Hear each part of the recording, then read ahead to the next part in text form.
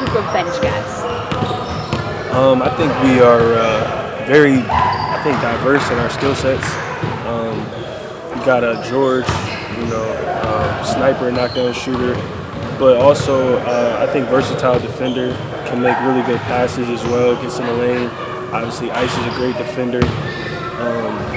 Good transition player. TT off the bench has been great energy-wise.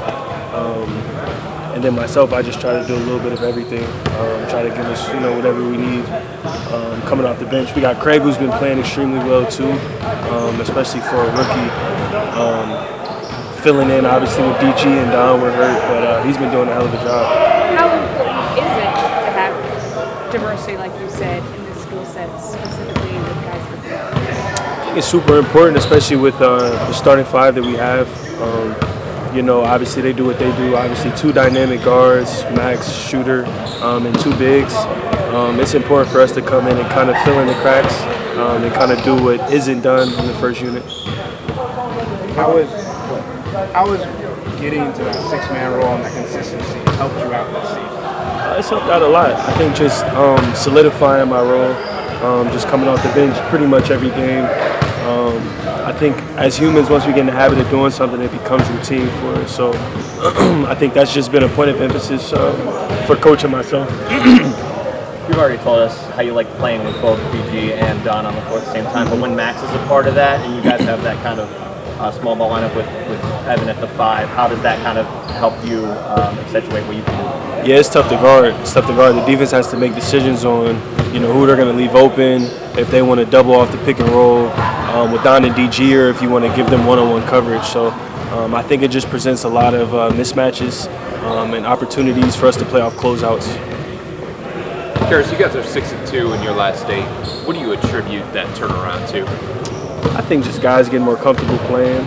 Obviously, DG and JA, both heavy minute guys, kind of started off the season with injuries. And whenever you come off an injury, it takes a little while to get your rhythm and get your legs back up under you. Isaac as well, coming back from his injury. So I think we're getting guys healthy. We're getting our legs up under us, and then we're playing better defense too, to be honest with you. The defense has picked up over the last couple of games. That's been our calling card, since I've been here. You mentioned the guys and the team overall getting comfortable. In what way do you feel like you guys needed to get comfortable? Like, what was different that you had to adapt to? They just playing with each other, playing together. Jay and DG both missed time in training camp, and I think training camp was, a time where you kind of gel and get used to playing together. And obviously we've got new guys too, so I think just getting comfortable, getting that synergy with one another. JV said last night after the game that he saw you guys kind of celebrating each other, picking each other up, and having that brotherhood, that camaraderie. How important is that, and is that kind of part of getting to play together and this process of getting guys back from injury? Yeah, definitely. I think Coach said it today during film. That's kind of when we're at our best, when we're celebrating each other's successes and just having a good time playing basketball. So I think we got back to that last night, and that's definitely a point of emphasis moving forward. Now that it's over and you got to experience it, how'd you feel about the in-season tournament? It's fun. It's over for us, but it's not over for a couple other teams. So I know they'll be competing, trying to win that money, for their families, trying to get that championship. So I think it was good. I think, the fans really appreciated it, are still appreciating it. I watched the Warriors and the Kings game last night. That was a crazy game too. So I think the league is getting what they want out of it. It's probably difficult to predict, but how do you think you're going to feel watching other teams competing for a championship that you don't have an opportunity to? Yeah, it's going to be a little different. I think for us, trying to find the positive of every situation. I think getting a couple days to rest after our next game will be huge for us. A couple guys coming back from some injuries would be huge to get those 3 days off. So just trying to find a positive in it, but it'll definitely be a little different.